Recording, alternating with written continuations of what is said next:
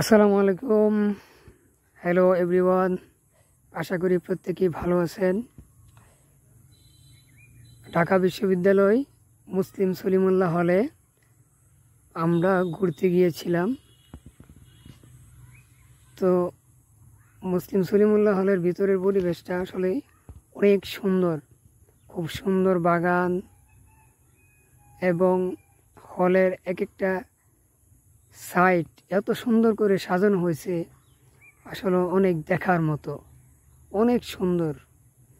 যদি আপনারা এটার ভিতরে যান বা গিয়ে থাকেন,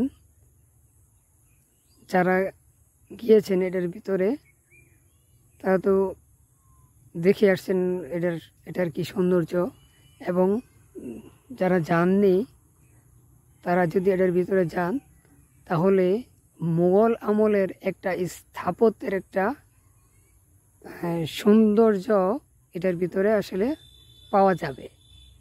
তো আপনারা যদি আপনাদের কোনো ছাত্র ভিতরে থাকে তাহলে আপনারা ঘুরে আসতে পারেন।